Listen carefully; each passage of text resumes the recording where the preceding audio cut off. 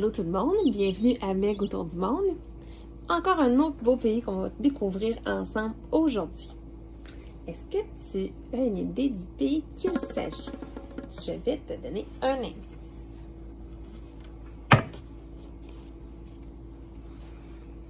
Voici son drapeau. Est-ce que ça te dit quelque chose? Non?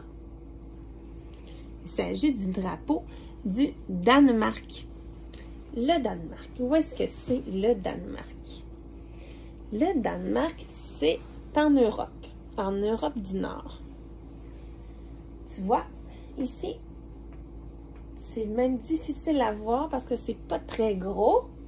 Donc, c'est ce qui est en jaune encerclé. Je vais te montrer des images un peu plus près prochainement. Son beau drapeau, composé de deux couleurs, donc un fond rouge et une croix blanche. Quelle langue on parle au Danemark? En fait, il y a 3 langues officielles au Danemark. La première, la plus facile à deviner, le danois. Donc, c'est la langue principale parlée au Danemark. Ensuite, le groenlandais. Je vais te montrer tout à l'heure qu'au Danemark, il y a 3 territoires spécifiques. Donc, il y a le territoire du Danemark qui est rattaché à l'Europe. On a le Groenland qui est plus loin au nord, isolé.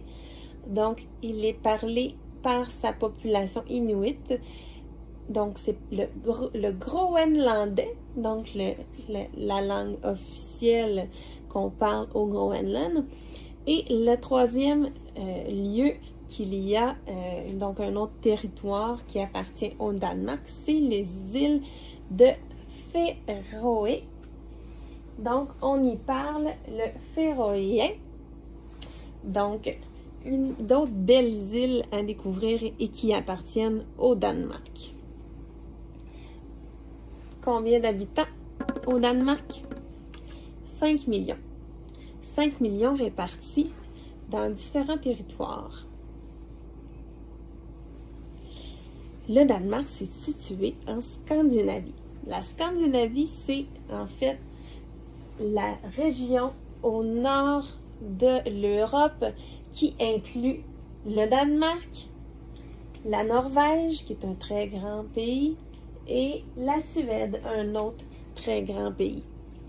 Donc, je ne sais pas si tu avais déjà entendu parler de ce terme-là, la Scandinavie. Maintenant, tu vas le savoir.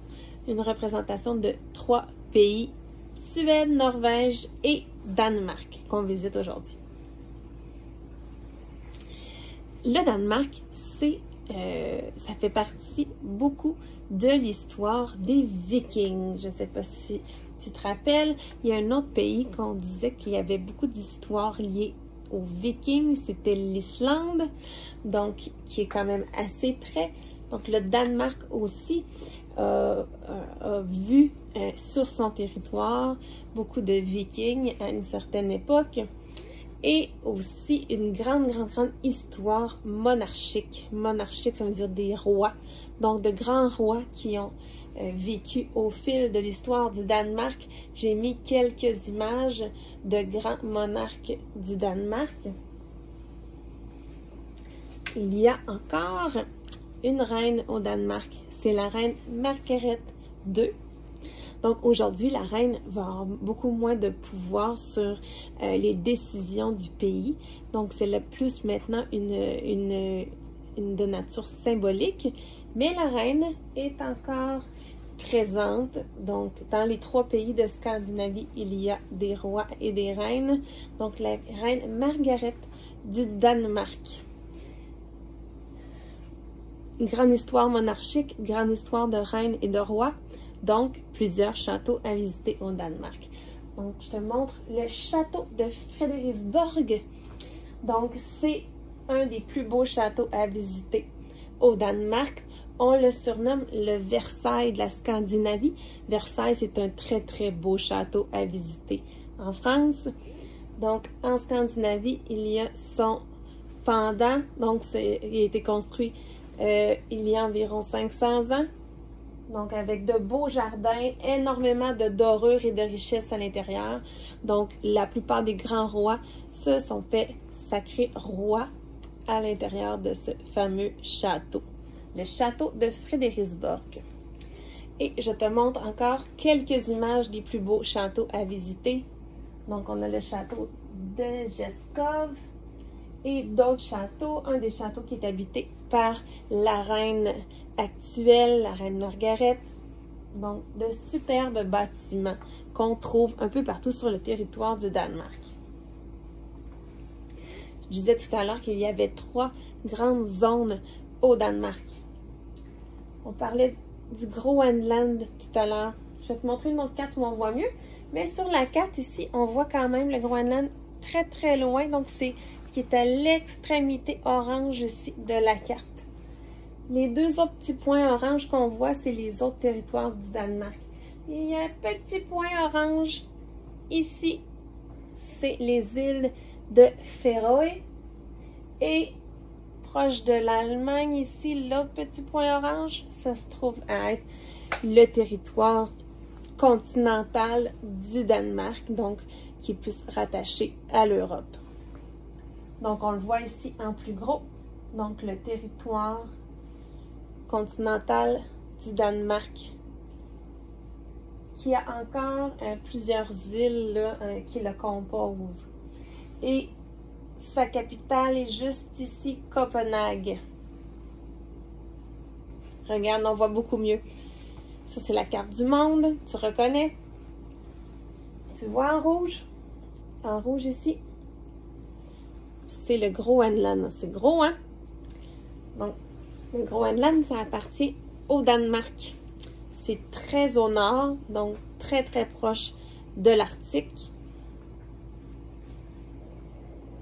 C'est composé beaucoup de glace, le Groenland.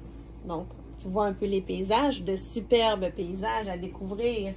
Donc, on est dans un environnement très glaciaire, un peu comme on peut retrouver si on visite l'Antarctique ou l'Arctique. Ici, les chiens de traîneau. On a ici une petite ville avec les maisons très colorées, donc tout de même peu d'habitants au Groenland, mais il y a quand même un peu d'habitants qui vivent là-bas. Donc, regarde la photo d'un peu plus près, c'est beau, hein, les belles couleurs. Donc, il y a 56 000 habitants, donc 56 000 Inuits qui habitent sur le territoire du Groenland. Le Groenland, c'est une très grande superficie, ce qui fait que c'est ce qu'on dit le pays, le territoire plutôt, le moins densément peuplé. Autrement dit, chaque habitant a énormément d'espace pour lui, donc pour sa liberté, donc beaucoup d'espace. Combien de kilomètres carrés au Groenland? Est-ce que tu essaies de deviner? Beaucoup. 1 710 000 kilomètres carrés. Donc, tu vois ici l'image? Donc, beaucoup de glace. Donc, en fait, le 3/4 de la superficie du Groenland est composé de glace. Donc, une grande calotte glaciaire. Donc, de 1710 000 km, 710 000 km carrés.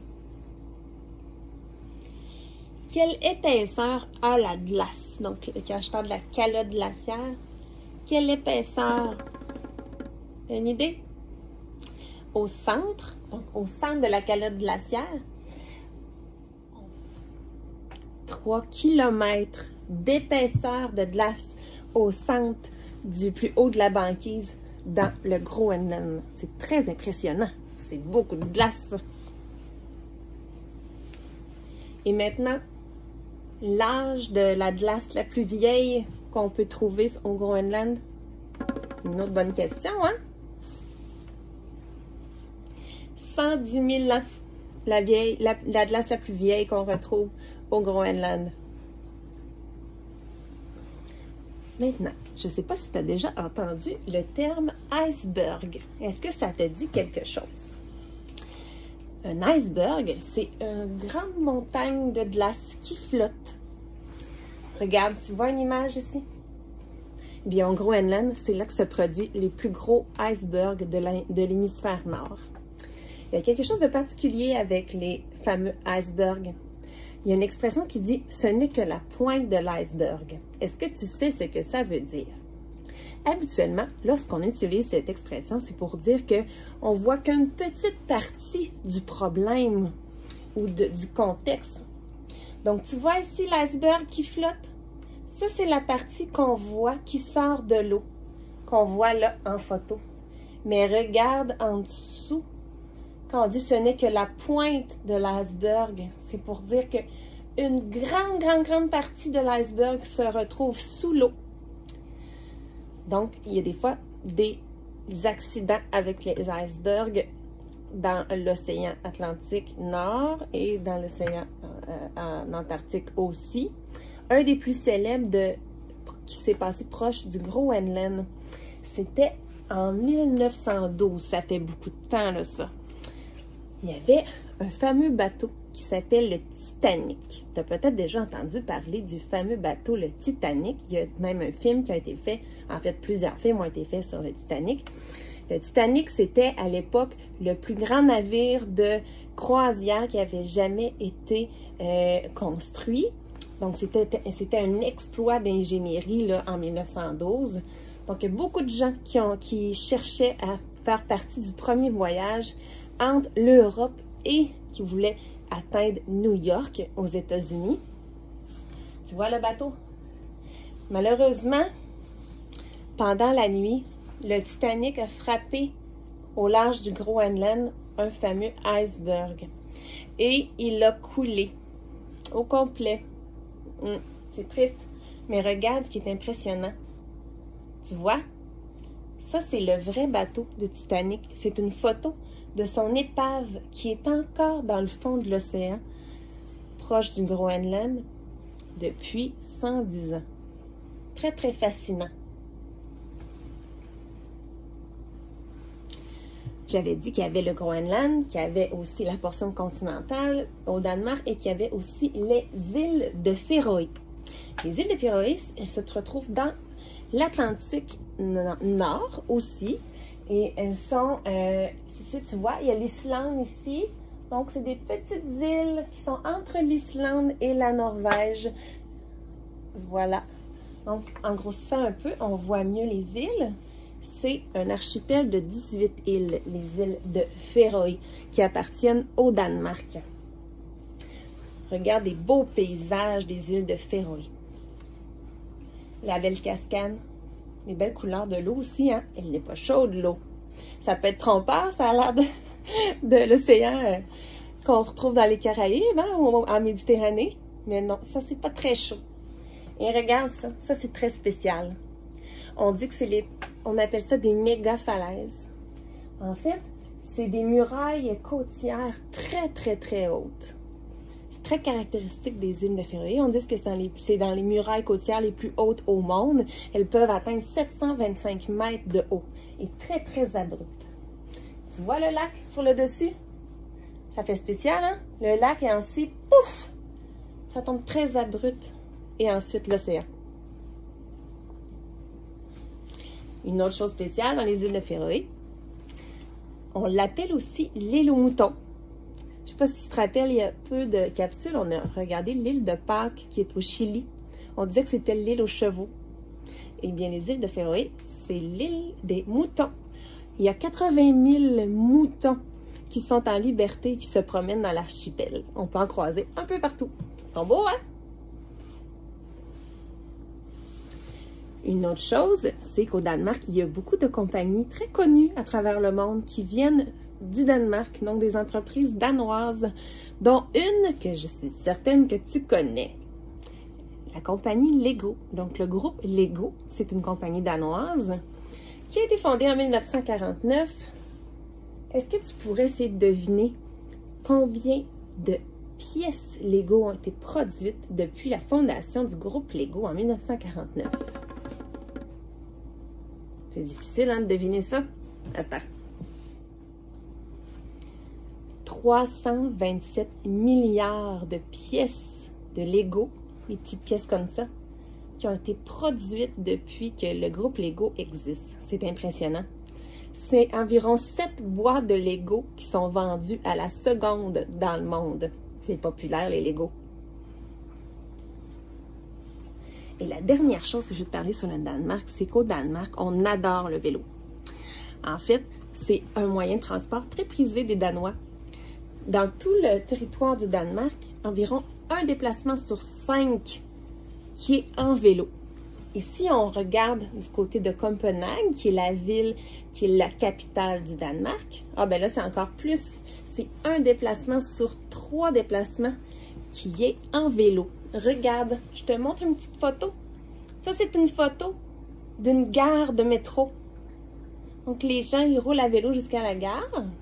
Après, ils vont prendre le métro. Tu vois la quantité de vélos? Il y a 4,5 millions de vélos à Copenhague sur environ 5,5 millions d'habitants. Ça veut dire que pas mal tous les Danois qui habitent Copenhague ont un vélo. Et l'utilisent très régulièrement. Est-ce que tu as aimé découvrir le Danemark?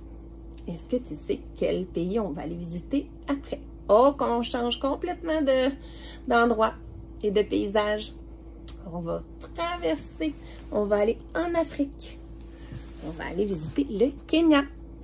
Je te dis à bientôt. Abonne-toi à Meg autour du monde si tu n'as pas encore déjà fait ça. Bye bye! À la prochaine capsule!